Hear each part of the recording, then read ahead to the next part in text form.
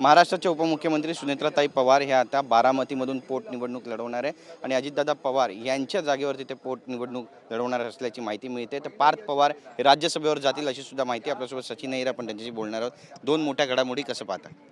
हे स्वागत नाही आहे, अर्थात हे दुर्दैवी आहे की अशी ही वेळ यावी आणि दादांच्या जागेवरती कोणी पर्याय नाही हे जे आम्ही नेहमी म्हणत होतो।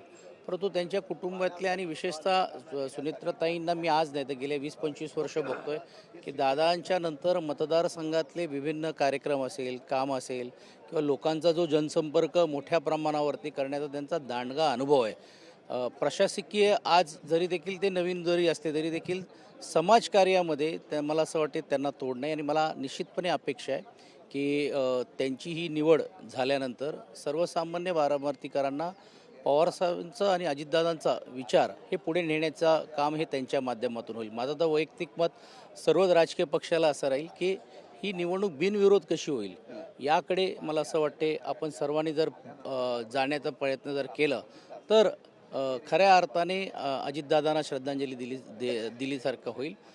पार्थ पवारांना पण मी खूप वर्षापासून ओळखतो, एक अत्यंत सामाजिक दृष्टिकोनातून तरुण कार्यकर्ता की ज्याला राजकीय व्यासपीठावरती येण्याची आज नाही तर गेल्या अनेक वर्षाची इच्छा आहे आणि एक लोकसभाची निवडणूक पण देखील ते लढलेत, पण दुर्दैवाने त्यावेळी त्यांचा पराभव झाला।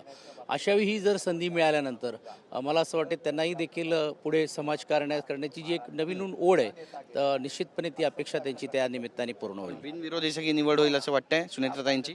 सुनेत्राताईंची व्हावी अशी वैयक्तिक नाही, हे तर माझा वैयक्तिक मत आहे। अर्थात पक्षस्तरावरती पण देखील ह्याची चर्चा होऊ शकते, पण मला असं वाटतं की त्या दृष्टिकोनातून ही चर्चेला सुरुवात करावी आणि ज्यावेळी या निवडणुका येतील त्यावेळी खऱ्या अर्थाने दादांवरती प्रेम करणारी जी लोकमंडळी असतील त्या सर्वांनी एकत्रित रीतीने येऊन त्यांना पाठिंबा देऊन मला असं वाटते महाराष्ट्रामध्ये एक नवीन आदर्श आणि त्याहीपेक्षा महाराष्ट्रामध्ये दादांच्याबद्दलचा असलेला जो प्रेम हे व्यक्त करण्याची संधी मला आहे असं वाटते। नक्कीच, पण राज्यसभेची आता आणखी जी जागा आहे त्याबद्दल काय घडलं? कारण महाविकास आघाडीची जागा आहे, बाबतीत पुढच्या आठवड्यामध्ये बैठक होणार आहेत। अर्थात या सर्व चर्चा चाललेल्या आहेत, कारण ही जी मागणी जी आमच्या नेत्यांनी या अगोदर देखील पण केलीत की रोटेशनप्रमाणे बघितलं किंवा एकंदरीत महाविकास आघाडीची संख्याप्रमाणे जर बघितलं तर तो आमचा अधिकार आहे असं एक जरी शब्दप्रयोग आमच्याकडनं जरी झाला असेल तरी देखील महाविकास आघाडीचे सर्व घटक पक्षांबरोबर चर्चा करूनच होईल। अर्थात आता पवारसाहेबांचे लढणार आहेत की नाही त्या बाबतीत त्यांच्या पक्षाकडनं आमच्या पक्षाच्या नेत्यांना लवकर भेट होईल, त्यात अजून काही गोष्टीचं स्पष्टीकरण होईल। पण महाविकास आघाडी म्हणून पुढच्या आठवड्यामध्ये बैठक ही प्रस्तावित आहे आणि त्यामध्ये या सर्व गोष्टीचा निर्णय होईल।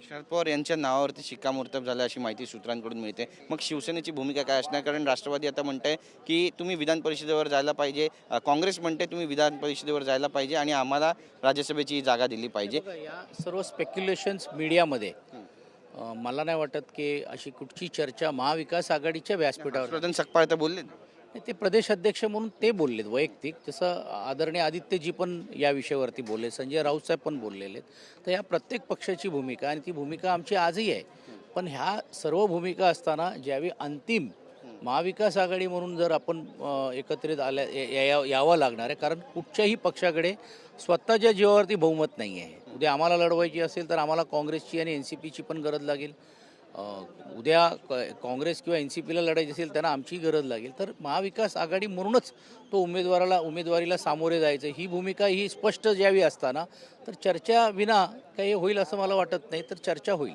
DGCA ने आता कारवाई केलेली आहे आणि VSR कंपनीचे जे 4 विमानं आहेत त्यांची उड्डाण आता रद्द केलेली, कसं पाहता अजितदादांच्या निधनानंतर? आहे की DGCAला आता जाग आली, देशभरामध्ये एवढ्या सर्व यंत्रणा असताना आंतरराष्ट्रीय स्तरावरती जे आपल्याकडे जे नॉर्म्स आहेत ते फॉलो नाही केले हे या एका घटनेमध्ये तुम्हाला समजलं, म्हणजे अजून किती लोकांचा जीव घेणार आहेत हे निषेधार्थी आहे।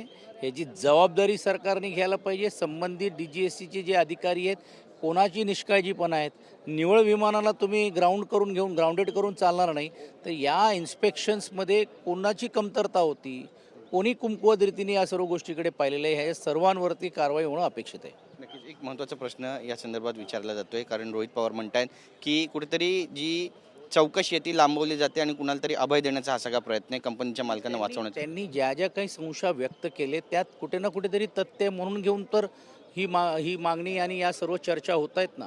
आता तुम्ही बघितलं असेल की CBIची मागणी ही आता सरकार म्हणूनच करावं लागले, पण जर हे अगोदर त्यांनी केलं असतं तर ही वेळ आली नसती. पण रोहित पवारांनी जो प्रेझेंटेशन दाखवलेलं आहे हे सर्वांचेच डोळे उघडणारे सारखे आहेत. अर्थात हा जो संभ्रम लोकांच्या मनामध्ये हे आणि त्यांनी प्रेझेंटेशन दिल्यानंतर ते अजून भक्कम होतोय. ते या सर्व गोष्टीची स्पष्टता ही व्हायलाच पाहिजे. म्हणून ही चौकशी एवढी विलंब अशा एका हाय प्रोफाईल केसमध्ये लागणं हे मला वाटते उचित नाही आहे. म्हणूनच ही शंका अजून दृढ होते. नक्कीच मालेगाव महापालिकेत सध्या चाललंय काय, कारण नमाज पठणाचा एक व्हिडिओ समोर आला आणि त्या ठिकाणी टिपू सुलतानचाही फोटो आधी लावण्यात आला होता, मग काढण्यात आला. आता म्हणतात की पुन्हा लावणार. किरीट सोमय्यांना सुद्धा तिकडे येण्यापासून रोखलं जात आहे. काय म्हणाल? नाही, हे अशा पद्धतीने कोण जर दादागिरी करत असेल तर मला असं वाटते हे खेदजनक नाही तर निषेधार्थी आहे. इकडे या देशामध्ये कोण कुठे जातोय हे नाही, पण अशाही काही लोक आहेत की या गोष्टीचा मोठ्या प्रमाणावरती राजकारण करण्याचा प्रयत्न करत आहेत. ही तीच मंडळी भारतीय जनता पार्टी करते. मीरा भाईंदरला कोणी ठराव दिलं, आता ते ठराव मागे घेण्याची भूमिका तुम्ही घेताय. म्हणजे तिकडे तुम्हाला चालते आणि इकडे हे केलं तर ह्याचा आम्ही समर्थन करत नाही. छत्रपती शिवाजी महाराजांच्या याच्यावरती असताना तुम्हाला नक्कीच हे करावं लागेल. पण मीरा भाईंदरमध्ये जे करणारी लोक आहेत ते आता बोलायला लागले टिपू सुलतानबद्दल. मग ते कुठे झोपलेले आहेत? त्यांनी पहिली माफी मागावी महाराजांची, मग बोलावं. नक्कीच आपल्यासोबत आपण पाहतोय की परिवहन मंत्री आहेत, आपण त्यांच्याशी पण बातचीत करणार आहोत. आपण पाहतोय मालेगाव महापालिकेमध्ये आता टिपू सुलतानचा फोटो आधी लावण्यात आला होता, त्यानंतर डागडुजीसाठी तो काढला, आता म्हणतात पुन्हा लावणार. काल तर नमाज पठणाचा एक व्हिडिओ सुद्धा समोर आलेला आहे. कसं पाहता एकंदरीत याकडे? किरीट सोमय्यांना सुद्धा जाण्यास मज्जाव करण्यात आला. नाही, आता बघा, शेवटी राजकीय पोळी भाजण्यासाठी प्रत्येक नेते मंडळी आणि प्रत्येक पक्षाचे काही लोक ह्या काही गोष्टी करतच असतात. परंतु आता किती दिवस त्या टिपू सुलतानचं नाव ह्या महाराष्ट्रामध्ये तुम्ही घेणार आहात हे सुद्धा तुम्ही सांगितलं पाहिजे. छत्रपती शिवाजी महाराजांचा हा महाराष्ट्र आणि या महाराष्ट्रामध्ये शिवाजी महाराजांचंच गुणगान गायलं पाहिजे. कोणीतरी टिपू सुलतान ज्यांनी या म्हणजे त्याचा ह्या राज्याशी काही संबंध नाही आहे, आक्रमण आणि अतिक्रमण ह्यामध्येच घेतलेली ही सगळी मोगल असतील आणि काही टिपू सुलतानसारखे मंडळी असतील आणि त्याचा जर उहापोह काही मंडळी करत असेल तर त्याचा निषेध करायला हवा. धार्मिक राजकारण होते महाराष्ट्रामध्ये. 100% धार्मिक राजकारण करायचा प्रयत्न काही लोक करतायत. तर आपण पाहतो आपली भूमिका या ठिकाणी मांडलेली आहे. कॅमेरा पर्सन रोहन पवारसह गिरीश गायकवाड, TV9 मराठी, मुंबई.